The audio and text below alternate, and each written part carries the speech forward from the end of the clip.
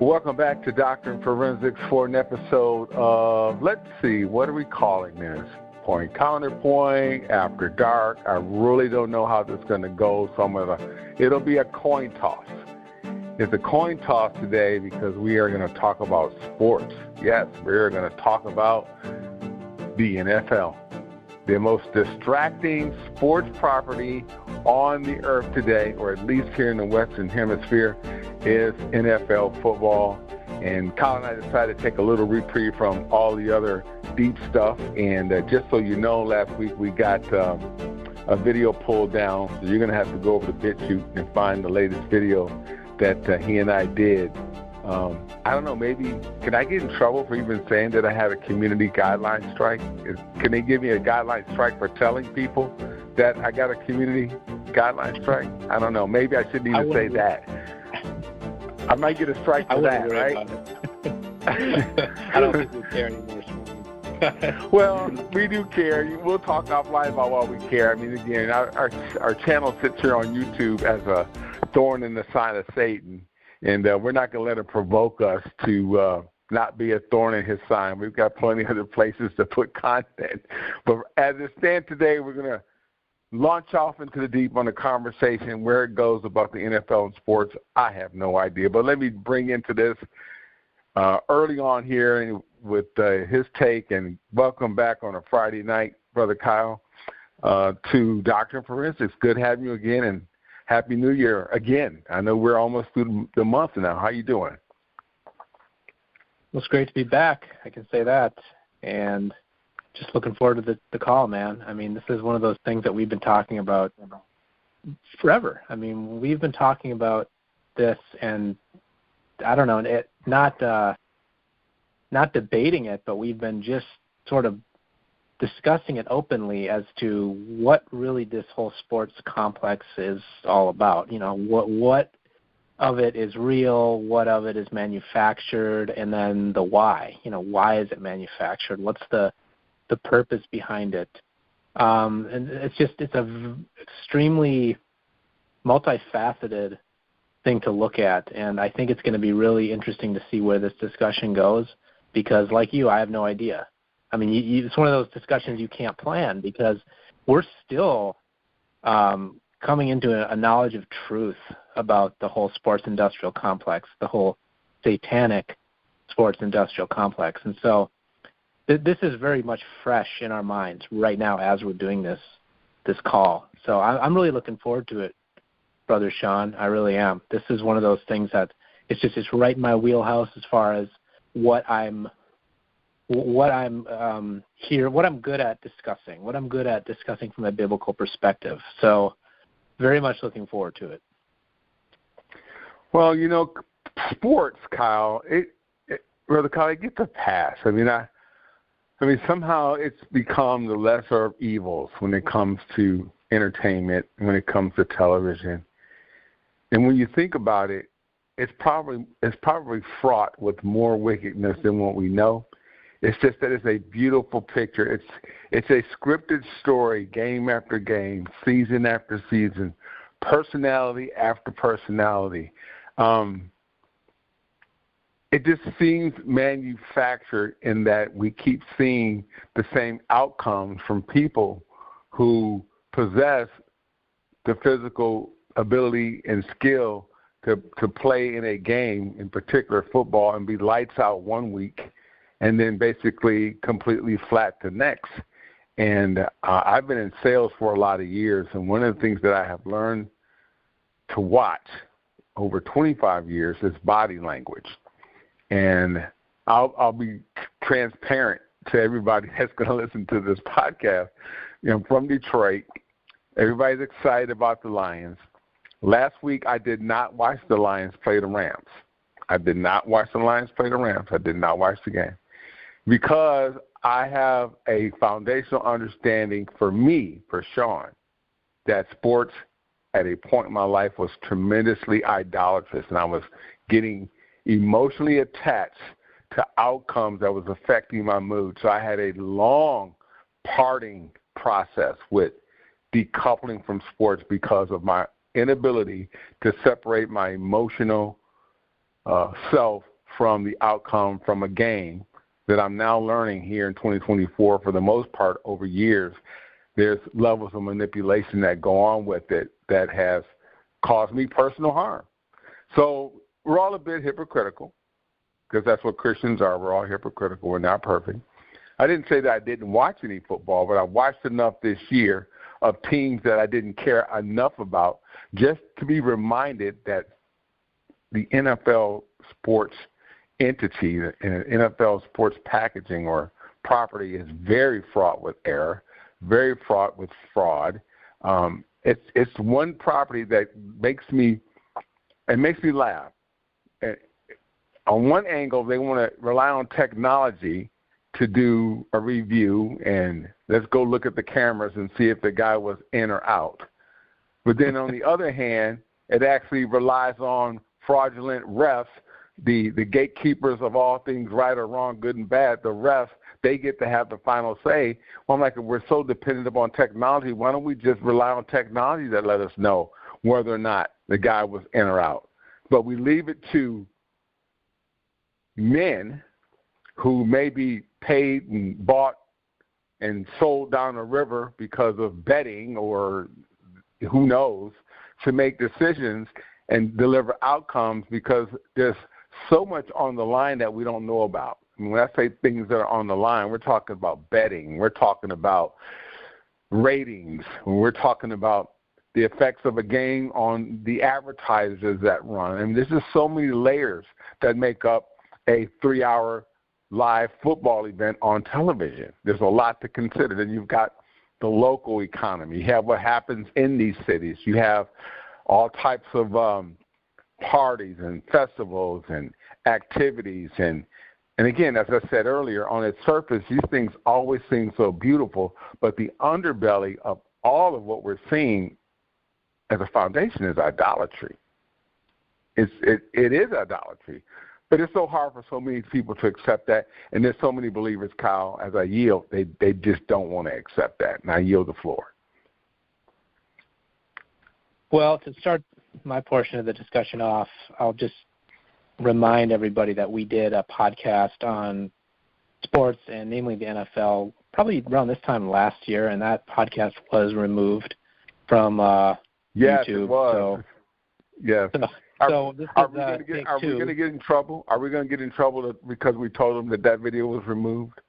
I don't know, man. I'm not censoring myself tonight. So if we do, we do. But I mean, the bottom line is this is part 2, and hopefully this one will stay up. And if it doesn't, well, then it doesn't, and you can find it over at BitChute. But yeah, definitely this is a reoccurring theme. This is a pattern because, for one thing, there's a lot to discuss about it. And as I said before, our knowledge on the whole topic is growing and maturing. And so it's worth revisiting just for that reason. But also, I think we need to discuss the real satanic element that's underlying in all of the professional sports, but namely the NFL because, as you said, Sean, it's the most popular.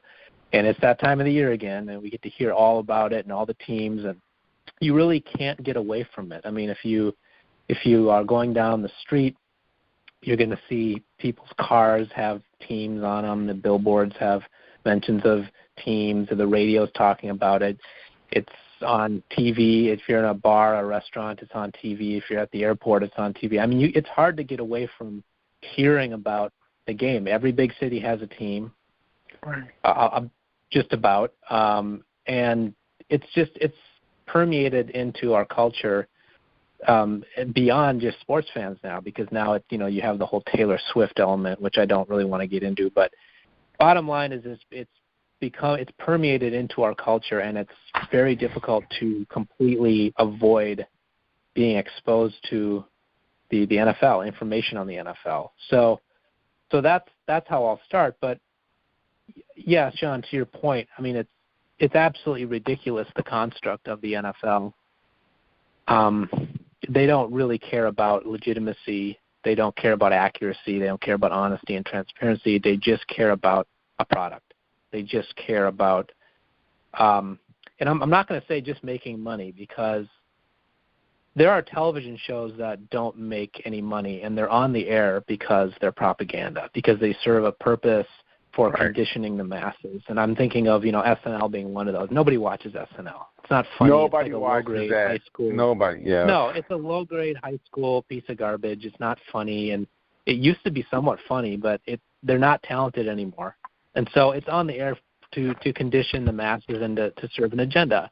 And that's really what the NFL serves to do too. Now, they make a lot of money because they get a lot of viewership, but really when it comes down to the satanic element, it's about the conditioning of the masses. Now, just to go back for a second, when I was younger, the first phase of my whole not understanding of it, but sports just was important to me. It's not that I thought it was, because I wasn't thinking anything because I was 8. It was important to me. And then I got to a point where I realized, well, it's not important because it doesn't matter. And then I got to a point where I realized it does matter and it's dangerous. So it matters that we avoid sports.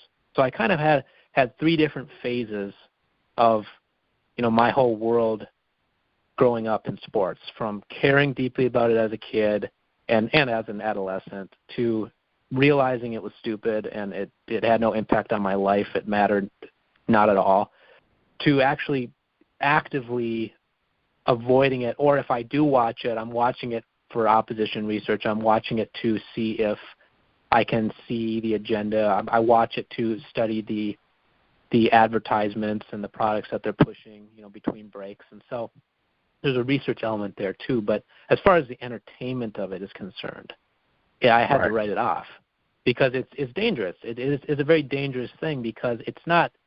You don't really have to give yourself to it consciously. Just having it there, the nostalgia of it comes back, the nostalgia of the teams. Oh, I remember when they went to the bowl or whatever. That stuff is very powerful, and it will draw you back in, whether you think it or not. You're just going to find yourself enjoying a game with everybody else. That's part of the conditioning. That's part of the satanic power that runs through the NFL, and that I can't really understand from a spiritual perspective, other than the fact that I know the power of it because I've felt it. I've been a participant in going to games, watching games, giving too much of my time, energy, and attention to games, and that was after I knew it was ridiculous and it had no purpose at all for my life, and God was trying to get that stuff out of my life. I still gave myself to it. So there was a strong sway that comes with sports, and that comes with the culture that the NFL is part of, that the NFL really creates and is continuing to create. And so why is it dangerous? Well, I'm going to throw it back to you with this, Sean, so you can take this wherever you want it. But we have each thought long and hard about this, and we've bounced ideas off each other, and we've discussed this nauseum.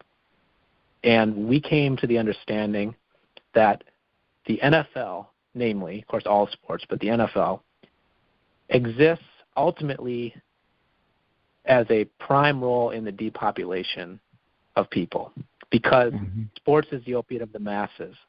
And what they do is they want to sell you things that kill you. When you watch football, they sell you alcohol, which hasn't done any good for anybody ever. Let's just say that. Right. But also drugs and big pharma. And then you see these things with Travis Kelce and Pfizer's pushing the COVID vaccine. What is the ultimate purpose of this? The ultimate purpose is to distract people from the real problems that are going on. The fact that our country is being invaded at the border, the fact that we have a massive opiate problem in our country, the fact that we are completely we're addled on all different kinds of things in America. We have all kinds of real problems in our personal and spiritual lives in America. But if we have football in our lives, it's a really strong distraction from all those real problems. So that's why they put it in front of you. But at the same time, they're feeding you things that are going to kill you. And what does Satan love? Satan loves death. Yes, that's one thing we have to understand. War is designed to kill people. That's why it's called war. Okay, we don't, Sean, you and I don't start wars. We just are trying to live our lives, right? Right. It's the mafias that are in control of these nations that start the wars. It's the scum rulers of these countries that start the wars. I probably wouldn't have any problem with anybody in Iran or Iraq or Afghanistan. But we're not at war with those countries. It's the leaders at war with each other, and they're using us as the pawns. So exactly. We have to understand that war is a product of, satanic influence in world government, and we have real wars going on, real problems, but they always put a sports match in front of you. So distract you from the death and destruction, at the same time slowly kill you while you're sitting on your butt at home watching the game. That's the satanic agenda. And depopulation is on the agenda. So I'll pass it back to you. Well, what's interesting about everything you said, you talked about sports being such a great distraction. There's several ways you can actually get into the human psyche, and one of the ways you can get through the human psyche is through humor, and the other ways you can get through the human psyche is through excitement. It's called dopamine. And when people are in a high emotional frenzy, say, now I'm not a doctor. I'm just an average guy who understands very basic, simple concepts. But when someone's highly emotion, and we have a tendency to let our walls down, and we lose the ability to have critical thinking or discernment.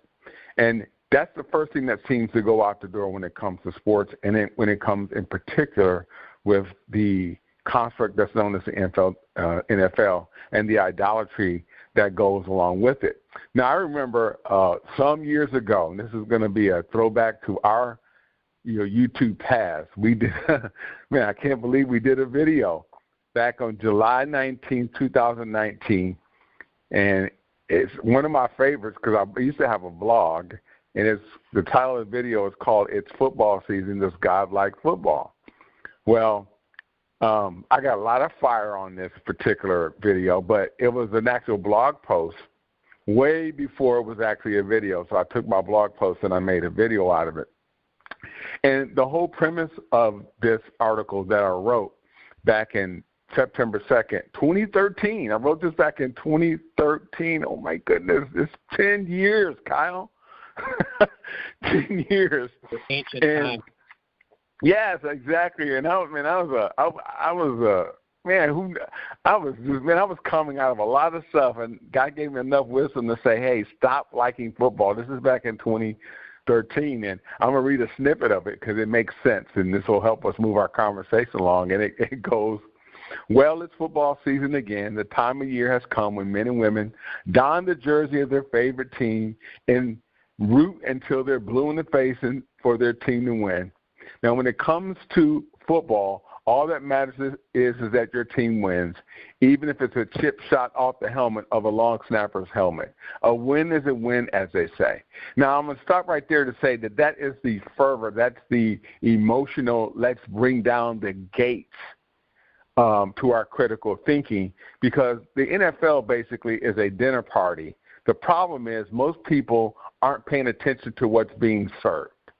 Now, what's being served, as you said a few minutes ago, is the incessant number of beer commercials that are masked with humor. So Bud Light, who is trying to make a comeback, they're doing everything that they can to sell their beer. So I saw a commercial in somebody's game last week, and it was Peyton Manning and Emmitt Smith throwing cans of Bud Light to all the fans in somebody's bar. And somehow that was supposed to, well, maybe it's okay. Peyton says it's okay, and, Emmitt Smith says it's okay. So here you have Budweiser making that long leap to try to get back customers that they lost because of their decision to endorse the transgender agenda. It was their decision. No one asked for it. They decided to take a complete left at the light, and they lost millions of dollars. And they don't, and obviously now they don't like the kickback. Now they're trying to come back and get the fans that they lost, and they're not going to get them back because people are angry. And I'm bringing that up is now when you watch that 90 seconds in between a timeout, that 2-minute timeout, that 2 minute of commercial break, so 3 minutes of commercial break, you're going to get messaging. So this weekend, when you're watching football, get you a piece of paper and a pencil and mark in 3 or 4 categories what you're being fed. One category, put alcohol. One category, put big pharma. The other category, you can put automobiles. The other category, you can put fashion and clothes. And the other category, you can put fast food. Now, man, when you roll all of that up, if you participate in anything in those pillars, it means that you are actually hurting yourself.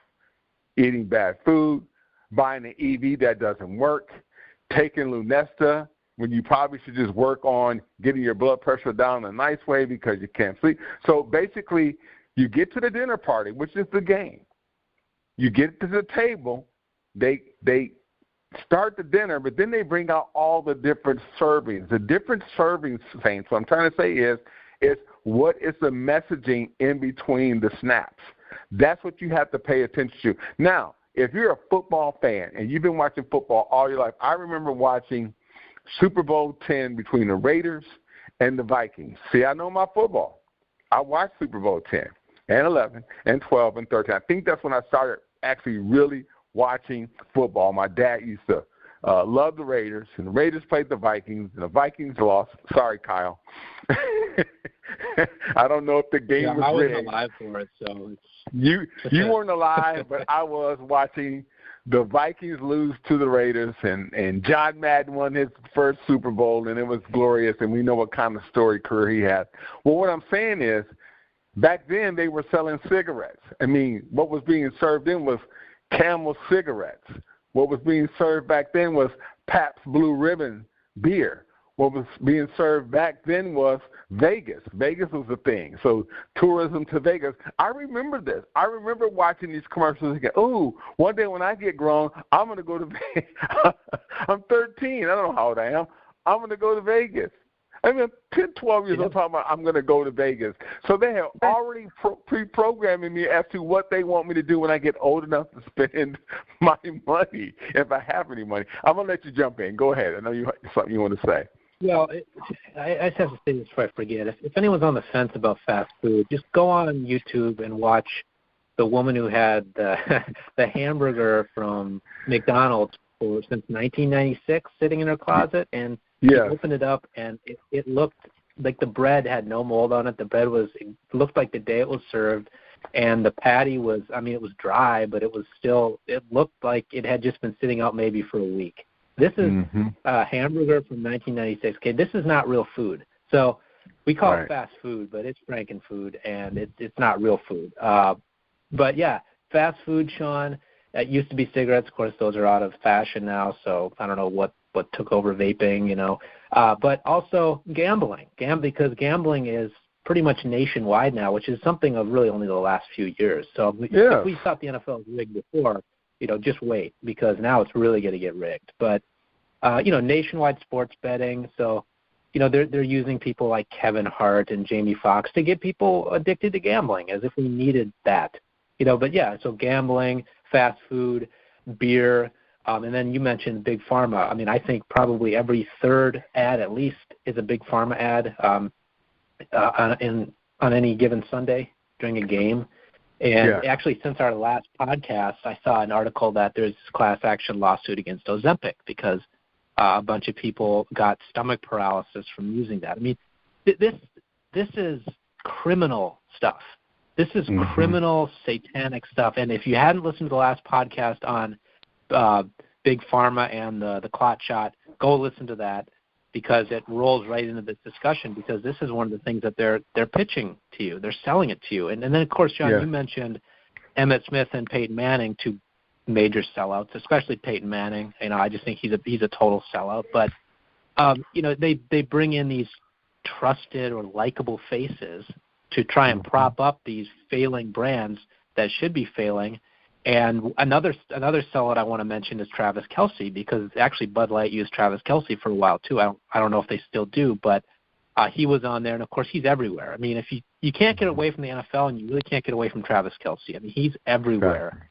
And we see Taylor Swift now in the mix of all this, and so you know, you see the NFL trying to bring in the Swifties and bring in a new audience, and of course the Chiefs are doing very well, because we know it's rigged for them to do well, because they want that Swift viewership. They want to bring more people, more viewership in to watch the games. And that's exactly why the NFL is expanding abroad into, you know, London and Germany, all these places. So the NFL is really expanding or extending its tentacles, and they're trying to bring in as many viewers as possible and influence and control as many minds as possible.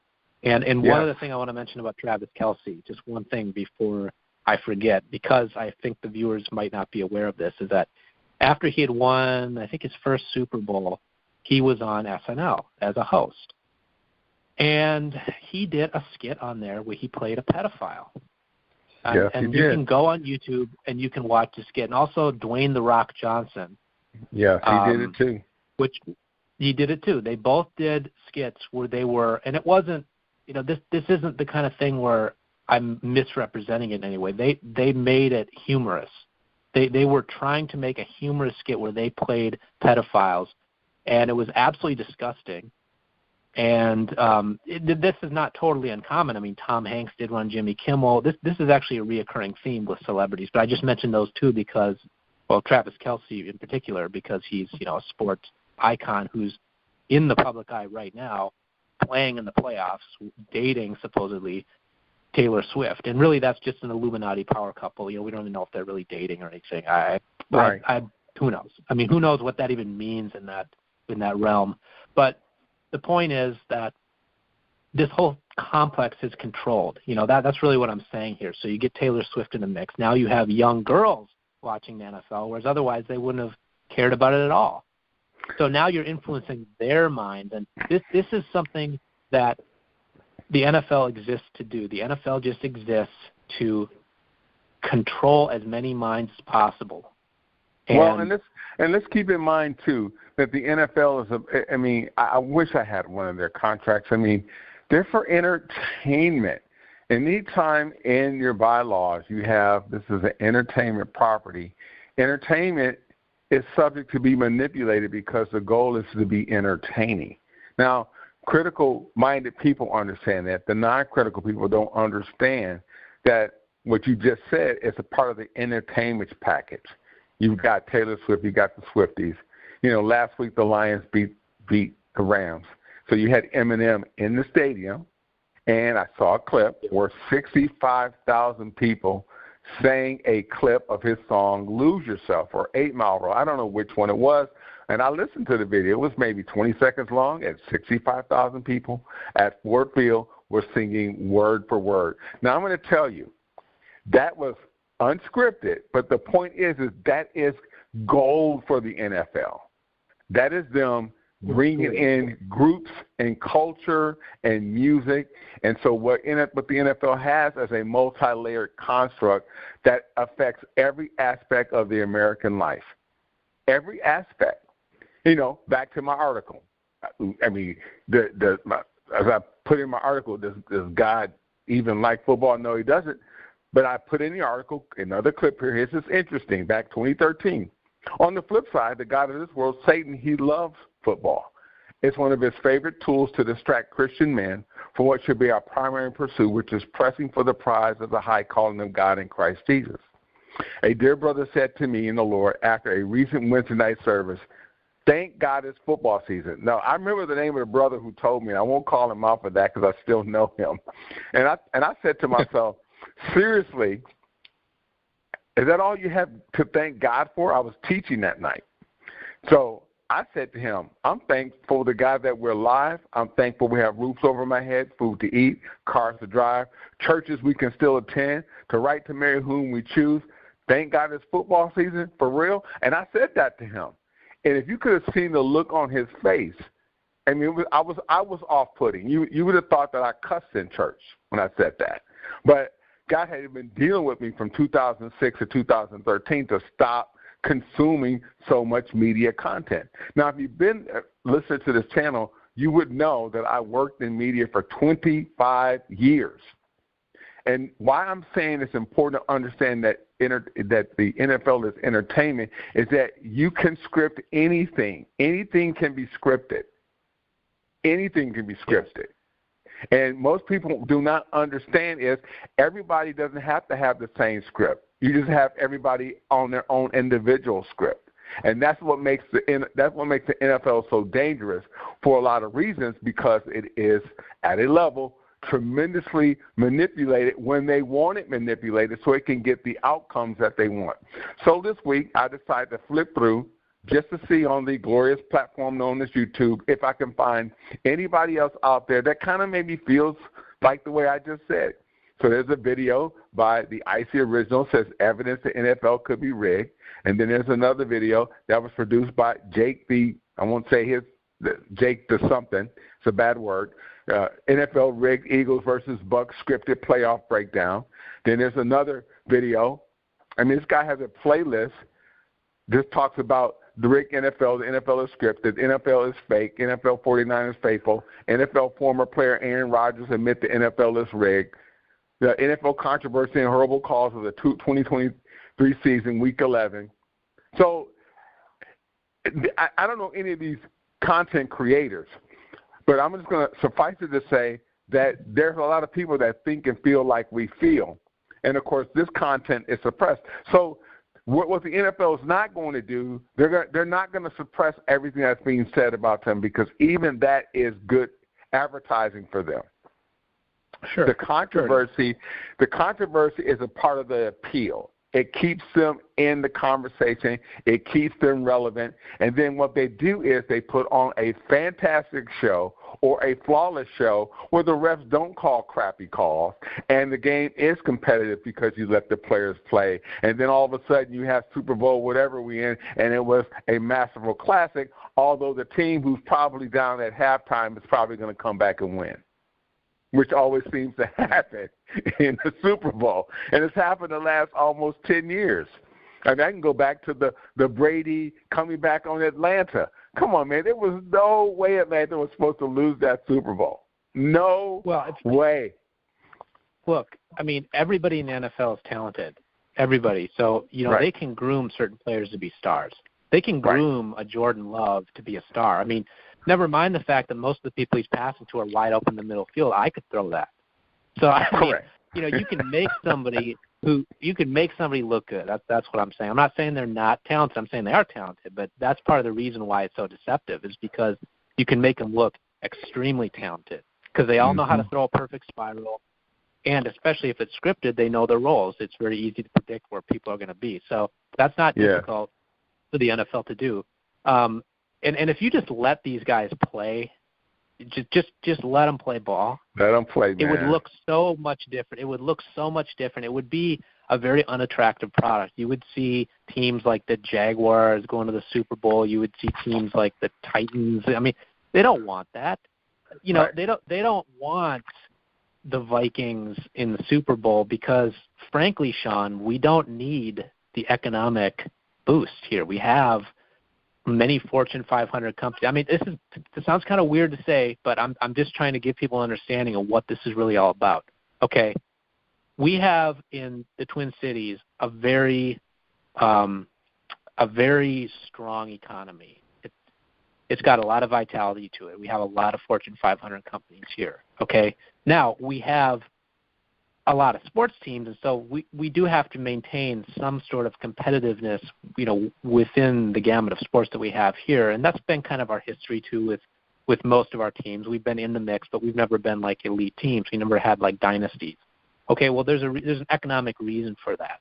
Okay, but when you go to a town like Baltimore or Kansas City, these are some of the most crime-infested cities in the country. So there's a lot of economic pressure to bring in money and, a distraction for the fans, the people that live there, to help stabilize or at least maintain these areas as being livable, or being, to keep them from crumbling into just rubble like Detroit has. And that's what I think, honestly, that's one of the reasons why Detroit has not been very competitive in most sports, but especially with the Lions, because they've given up on Detroit. There's nothing to rebuild. I mean, you've got trees growing out of the middle of kitchens in certain blocks. I mean, for those who don't know, if you look at a Google Maps of certain streets in Detroit, I mean, it looks like a prehistoric jungle that all of a sudden was like, you see these ancient, not prehistoric, but you see these ancient civilizations that have been overgrown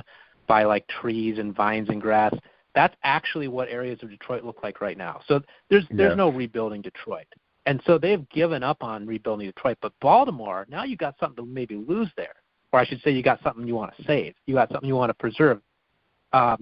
It's an older historic town, but it's really struggling right now with, I think they're one of the worst public schooling systems in the country, if not the worst. I believe they are the dirtiest city, the least hygienic city.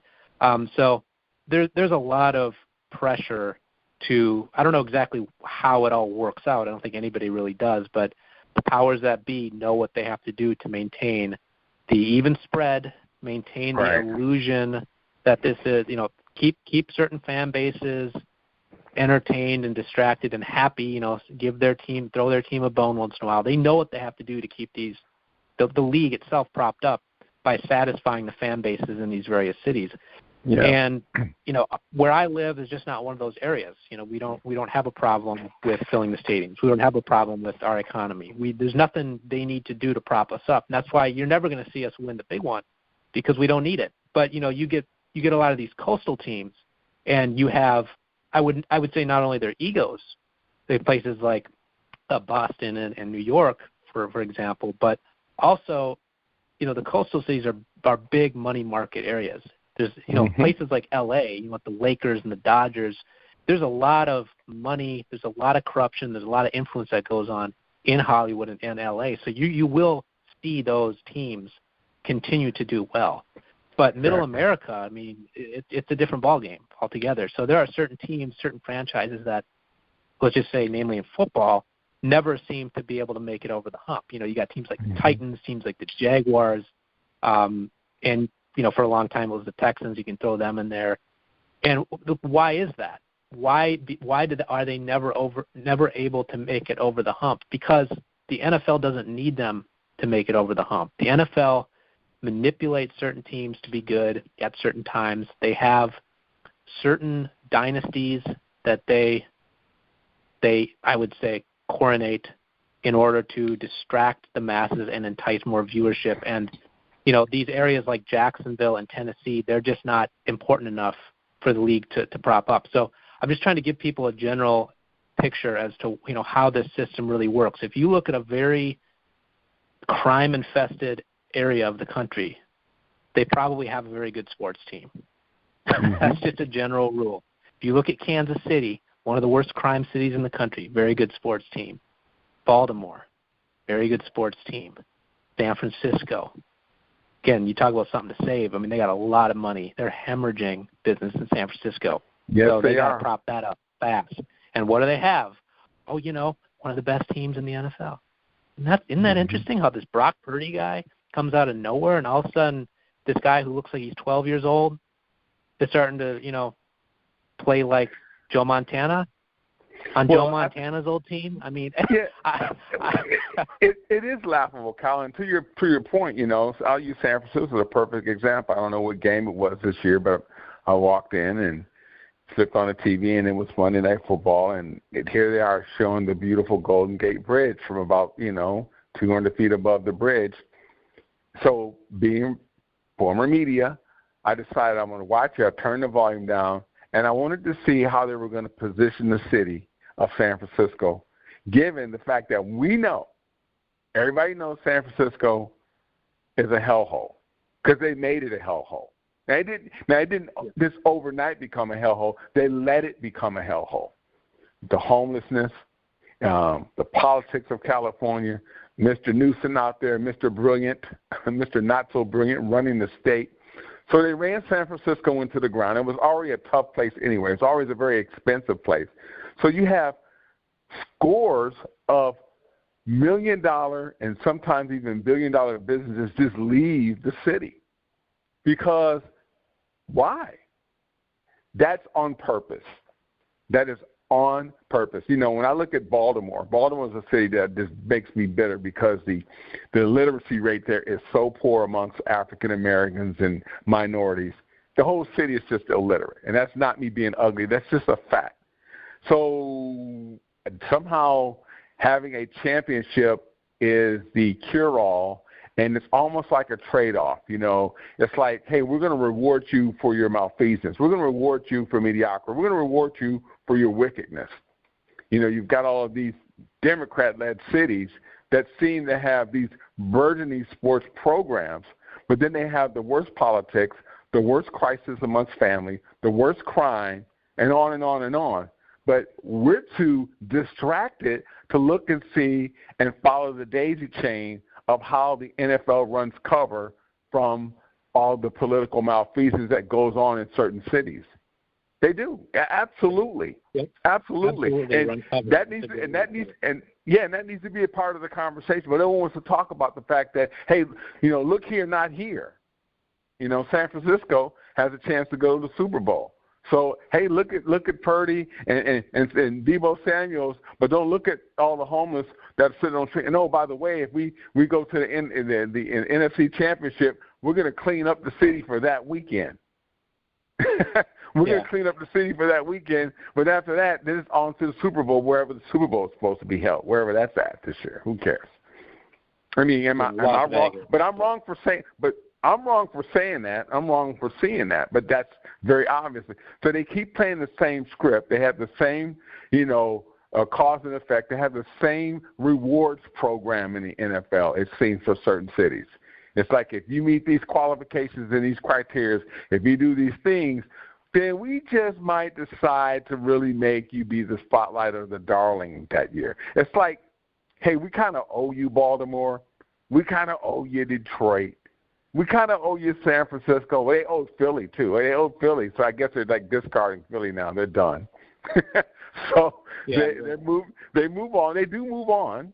At some point, you move on from favor. You lose the NFL favor, and they're just kind of done with you. They couldn't hardly wait to drop kick Philadelphia out of the playoff picture. They loved it. They were like, oh, great. We don't have to deal with Jalen Hurts. We don't think that guy plays ball anyway. Anytime you don't see a perennial quarterback like Jalen Hurts doing a State Farm commercial, you know he doesn't have a lot of favor. Well, I'm going to jump in here because my feeling is that Jalen Hurts is not good for the brand because Jalen Hurts, not knowing anything about his personal life, but just from seeing him on the field, he's a grounded individual. He's one of the only guys, Sean, I think I've ever seen outside of Barry Sanders, which I would have been too young to remember, who doesn't even – I don't even know if he smiles after he scores a touchdown. I mean, he literally just I saw him do a quarterback sneak for a touchdown, and he just, got up and just walked off the field. I mean, didn't even high-five anybody, didn't celebrate. It was refreshing to see because we don't need any more stupid, dorky touchdown dances. I mean, it was refreshing to see somebody with dignity just score and then exit the field. That was refreshing, but that's not good for the brand. You got to have that pop and sizzle. You got to have flash. You got to have swag playing the NFL. You got to be putting up the 666 signs and wearing chains around your neck. They don't want some grounded family man. They don't want a grounded family man. So, look, I mean, and Philly had its day. They had a Super Bowl, so they got their money. But the non-marquee teams in the league, the Titans, the Vikings, the Jaguars, the Chargers, you can forget it. They're never going to be. I've been watching a lot of these teams either be not very competitive or close but no cigar for years, Sean. Years. Mm-hmm. It never changes. You can have completely recycled coaching staffs and they always find a way to screw it up. Well, why is that? It's not the same people anymore. These are all these people in this league are elite athletes. You mean to tell me all of a sudden they turn into stone hands? No way. I mean, these guys can all catch a ball. There's not a culture of failure. That's not a thing. Okay, some of these people were newborns when a lot of the players that I watched growing up were making the very same mistakes that these guys are making now. So, I mean, you mean to tell me these people from a different generation come in and they're making the same mistakes as they've been? I mean, we've been watching the Lions lose for how many years, Sean? How many years? So way too many. This is a manipulation of the product. This is all controlled. You don't go 32 years without winning a playoff game without being suppressed. That's a controlled product. And let me say something too. I remember, and I don't know how old you were when this went down, but January 29th, 1995, the San Diego Chargers played the San Francisco 49ers. And the Chargers had a lights-out team that year. They had a lights-out team that year. And I remember thinking, man, this is going to be the Chargers' chance to win the Super Bowl. And they went out and they just fell so flat. They lost 49-26. And I don't even know how they mustered 26 points, but it was just disheartening to see these guys basically by halftime, it was 28-10. They were just getting trounced, completely trounced.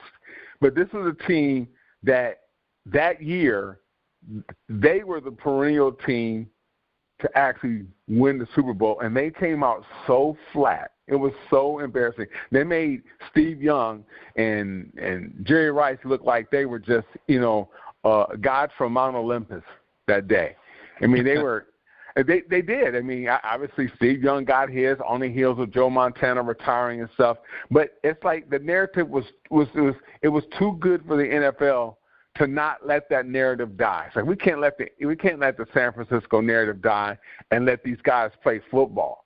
If we were to let San Diego and San Francisco play football and not manipulate this game, then we have a different narrative. We have a narrative of this team really did beat this team, but they can't do that. And it is so difficult to tell people and to get them to believe that the entertainment product that they're watching is manipulated. You cannot get them to believe that there's levels of manipulation at all. And that's that demonic shroud I cannot help people to break at all. Go ahead. I think it's completely and utterly rigged at every level of the game. I mean, I went from thinking that there's controlled elements of it and certain things to now I'm not saying every play is controlled and there's a script, but I'm saying there's a narrative and that nothing escapes them. It isn't like anything catches them by surprise.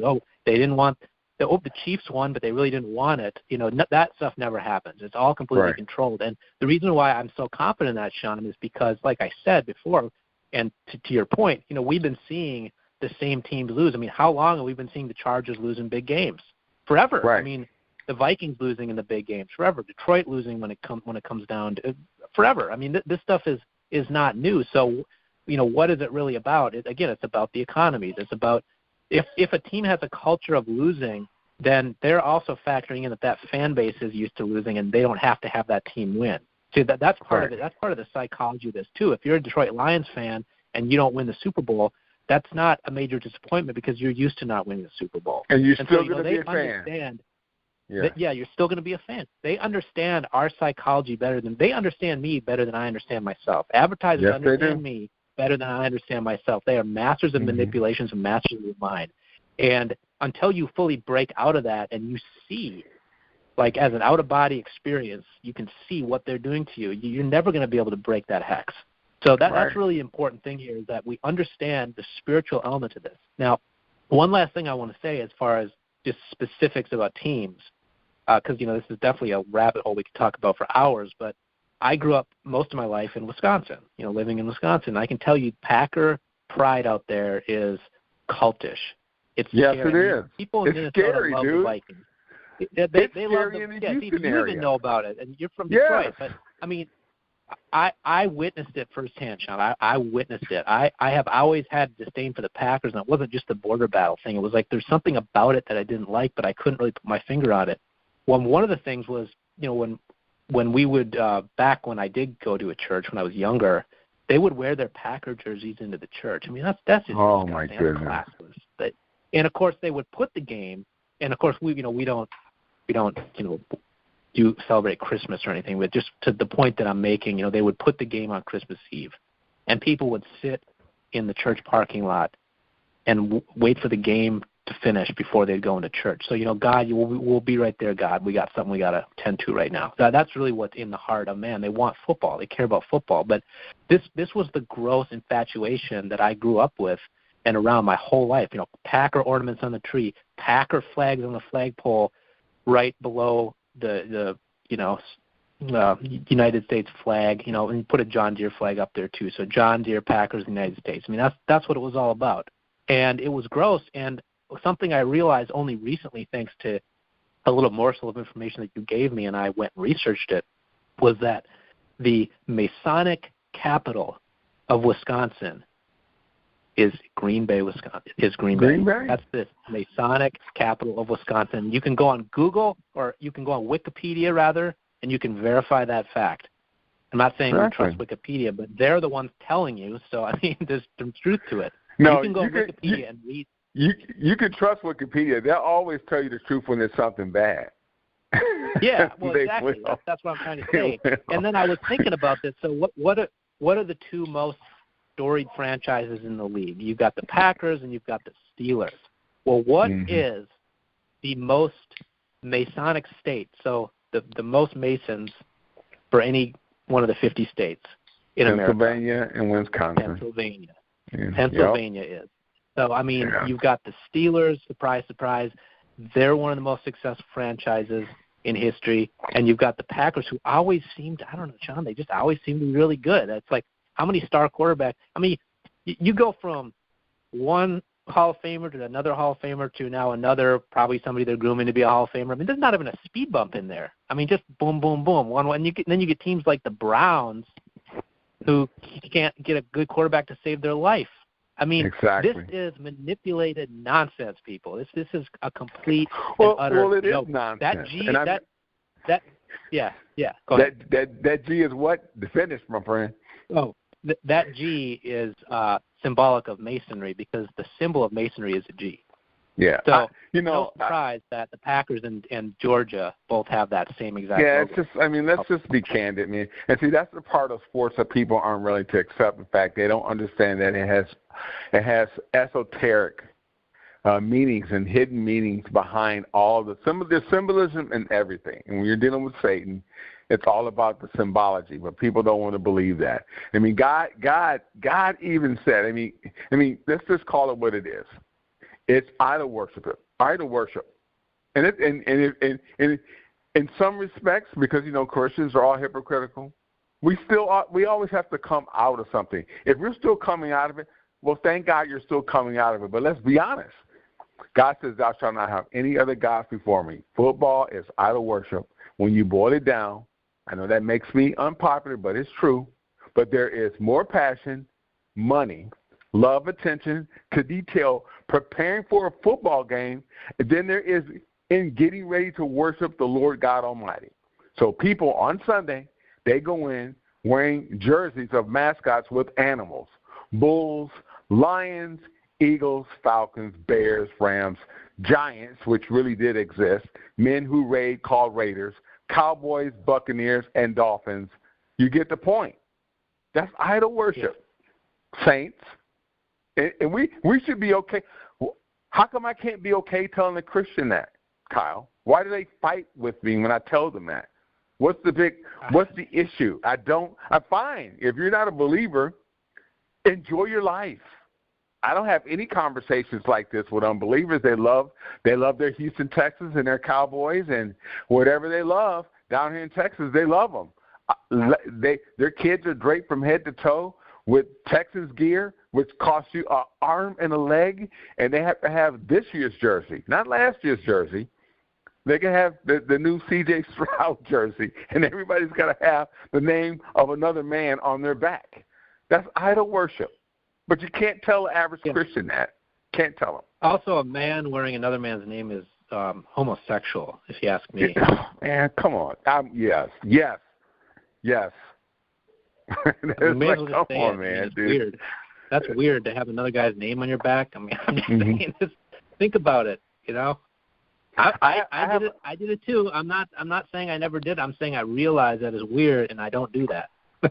Yeah, I mean, I did it too. I remember one time I was in Detroit at the time, and I bought I think it was a Joey Harrington number 3 jersey, and I think it was Joey Harrington. I don't know who it was, but I had a Joey Harrington jersey, and I hated it. I bought the jersey.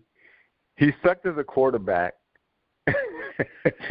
And then I gave the jersey away, and then from that point forward, anytime I bought a jersey for anything, I put my name on the back. I had my last name on the back of my jersey. I refuse. Yeah. I refuse to put someone else's name on the back of a jersey. It's got to be my last name, or nothing's going on there. In fact, I won't buy a jersey unless it's got my last name on it and the number that I choose. Yeah. So I'm weird that way, but that's just me. And I have 1, 2, 3 jerseys that have my name on the back, and I've had them forever, and they're just sitting in my closet. That's just what they do. They sit there. So, well, that's Sean, that. we didn't even get to the one of the main things that we thought we would be talking about in this podcast, and that's the question of, are a lot of these people even fully human? Because, we were going to title a podcast Nephilim Colleagues. Maybe that's a part 2. We may have to do a part 2. It's a part 2. Well, because okay, but and thank you, because there's a is this After Dark? Is this Fun Kind of? I don't know what it is, but you have to consider, we watch these athletes on the field, and let's just cut to the quick here. There are individuals that, man, they seem to have a step above physicality. We've seen it in basketball with players like Jordan. We see it currently with even though he's fading, LeBron James, who I don't like as a person. I don't like him at all. No, I like him as a player, as a person. He's not good for anything. And I can name a whole bunch of, and yes, it's my American right not to like people, which, you can get canceled for not liking people, which is so silly. I mean, there's times I look in the mirror, I don't quite like myself, so why do I have to like you? Which I can't get people to understand that. It's so weird. But long and short is, I do believe, Kyle, and, I watch some videos, and I'm telling you, there's a lot to be said about the true physicality of some of these athletes and where they come from. Because if we're true biblical Christians, and we are, and we accept the Genesis account and the narrative that between Genesis chapter 1 through Genesis chapter 6 on to 7, there was a tremendous influx of spiritual activity that affected the human genome and the DNA, and there became peculiar people that walked the earth because of the commingling of fallen angels and human women. Mm-hmm. And just because they're not walking around at 18 feet tall, doesn't mean that strain of gene does not exist. It may have been somewhat diminished, but I still think it's present. But not because I know it. I just think it's present because I'm still seeing a breed of people, or a group of people groups that are exceptional in certain things, and the rest of us are just meh. We're just kind of mediocre. We're just meh. So I have questions. And if you think about it, as far as if the Nephilim do still exist, which I believe that they do, and I believe that's biblical, somebody can jump in the comments and add to anything we're saying here, but it would make perfect sense that they would be in professional sports, because if they exist, then they would be a step faster and a step better. And if they indeed are, then they're the ones you'd be watching, because it's the best of the best. You're watching the best of the best. So you're not going to have somebody who is not very good playing in the NFL. They're all going to be the best at their positions. So it makes perfect sense logically to assume that, there's something else going on here. I don't really know how all that would work. How much of it is spiritual, how much of it is manipulation, rigging, how much of it is actually demonic entities commingling with people, and that's what we're watching on Sunday. I mean, it's hard to say, but it's something we have to discuss, because there's more here. I'm kind of hesitating if I really want to get into that, because it's going to be another half hour at least on the call. But I'm glad we're picking around the back part of the well here, because this is back to the layers. What are we watching? First of all, back to the lab again. We're watching NFL. We're watching a construct that is designed to manipulate, to desensitize us, and they're actually delivering us messages. They're indoctrinating us, and their predictive programming goes on with this. People don't understand the importance of using entertainment to bring down critical thinking defenses. TV has 3 goals: to sell you something, to tell you something, or to get you to change your mind. That's the goal of television. It's never, ever going to change. They're going to try to sell you an EV, which you don't want, or they're going to tell you something that's a lie, and they're going to try to tell you and gaslight you to make you think it's true, or they're going to get you to change your mind about what you know to be true. That's television. And they use sports, they use comedy, they use movies, they use sitcoms, they use cartoons. It's all a construct of control. And guess who's the prince and the power of the air? Satan. Yeah. again, I mean, it makes perfect sense that he would be in control of these entities because they're global entities and they're extremely powerful, and the spiritual agenda is extremely transparent. I mean, even people who are non-believers can see the agenda that's going on here, and yet we end up fighting so often with the believers. So, I mean, the irony there. But, I will say, Sean, in closing here, that sports, namely football, is going to be the death of this country. Now, obviously, that's just a byproduct of our spiritual condition, but I'm saying, like, as far as how it's facilitated, sports is going to play an active role in that. And the reason why I'm so confident in that is because of just how culturally pervasive it is. But also, when you think about, football, there's never a time where they're not going to have a game. I mean, it would really have to be an apocalyptic situation for them not to host a game. I mean, look at COVID. Everything shut down. But the NFL, I mean, they had the games without people there. I mean, they weren't gonna put their product on hold just because of a little virus.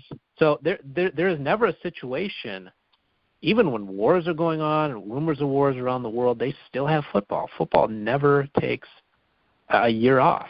And no, it doesn't. When we have to appreciate that, because football plays an active role all the way up until the very end. I think up until, Christ's return. And I'm not saying, like, if we're talking about the Battle of Armageddon and all, this whole infrastructure is wiped out, yeah, we might not have football in the same capacity. But I'm saying, like, until society as we've known it our whole lives comes to an end, football is always going to be there. And that really tells you how powerful it is and what kind of spiritual role it plays in the dumbing down and the sedating of culture. And I actually believe, Sean, that there's something about football that keeps people from knowing God.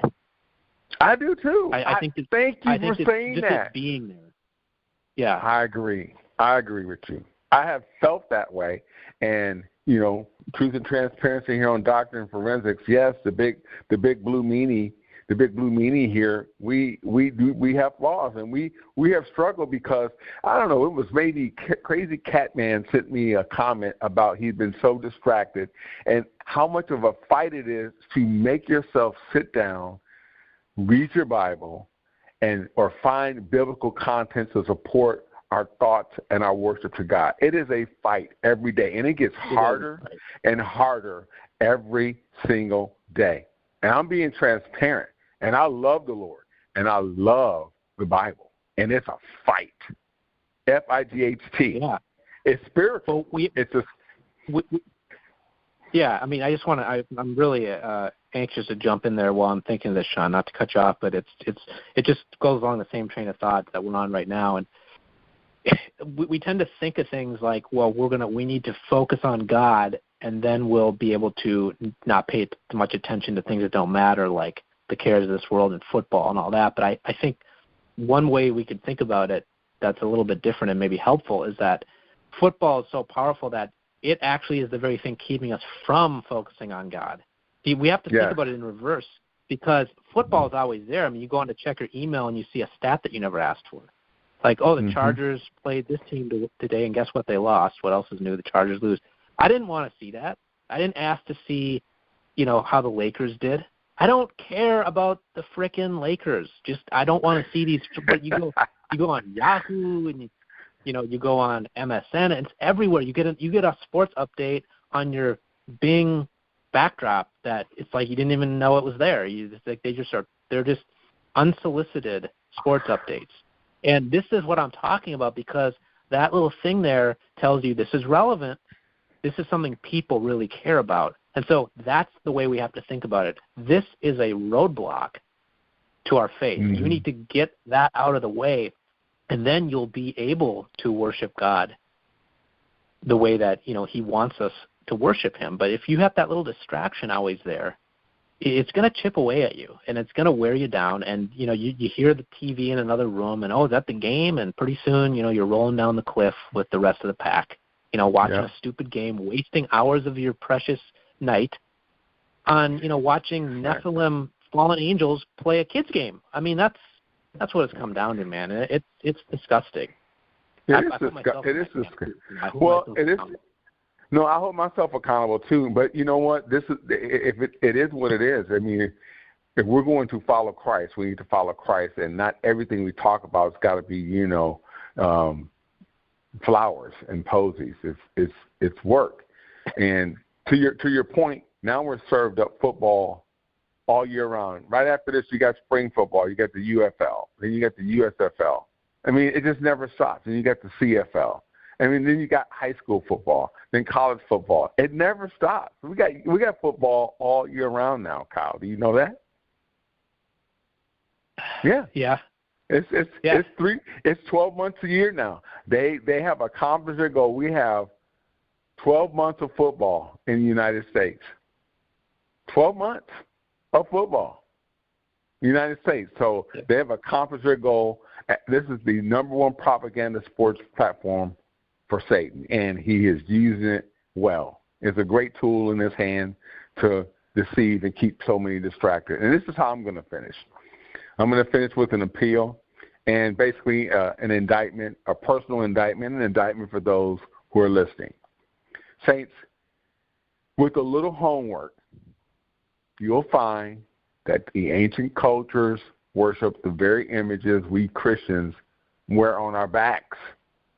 I mean, how cool is it to wear a menorah on your jersey?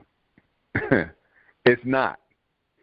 But when Jesus comes to establish his kingdom, I'm sure many people will be at the gift shop trying to buy a jersey to represent Team Jesus because we're hypocritical like that.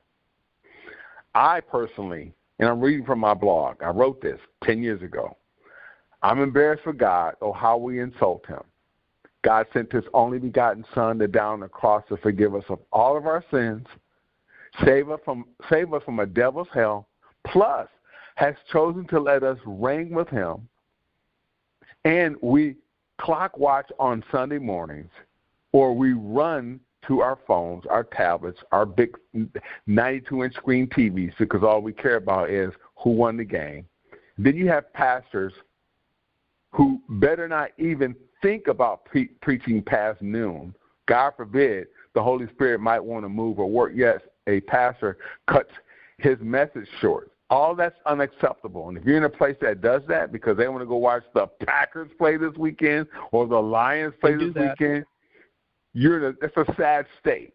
If you walk into God's sanctuary with a football jersey on, shame on you. That's disrespectful. I'll tell you one thing, Sean. The Packers are God in Wisconsin. That's yeah, absolutely. God. Absolutely. That's what that G stands for. It stands for their God. Yeah, it's the Packers. Yeah, exactly. They have their gods. Now I'm finishing here. Now, this may sound heavy-handed, but it's not heavy-handed. I mean, a few years ago I would say, hey, I'm being heavy-handed. But, guys, the Holy Spirit is trying to motivate us to do better. And doing better is coming out from among them and recognizing that we are idol worshipers. Guess who knows that we're idol worshipers, saints? God knows. You may not want to admit that to yourself, but you're definitely not going to fool him. I know one person I never fool. I never fool God. I can lie to myself, but I can't lie to him. So, Father, in Jesus' name, I ask that the Holy Spirit will help everybody who's listening to this podcast or who might read this blog post that I'm going to put in the description below, that you will convict them, Lord God, about how we're spending our time. And then give us the resolution, Father God, to focus on your word and to pull and even tear ourselves away from all the things that are distracting, whether it's politics, whether it's sports, Netflix, our phones, YouTube, TikTok, Yahoo, ESPN, ABC, NBC, CBS, the fake news, everything. We need to slow down and consider what your word is telling us, because only what you have said matters, and it's the only thing that can be trusted.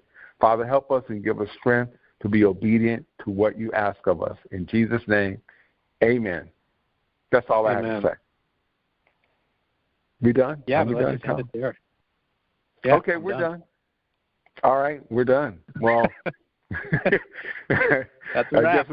Guess we can move on with our Friday. Well, thanks for listening to Dr. Forensics, Point Counterpoint / After Dark / general video / whatever. It's been fun talking to you about Fourth Call. I really appreciate you. And we do have to shake the trees every now and again. I thought we did a good job, and so we'll get this posted, and I'm so glad that you joined me tonight. So God bless you as well. It's been a great discussion, brother. I'm always happy to do these. All right, my friend. Well, until next time, God bless you and your families. Bye-bye.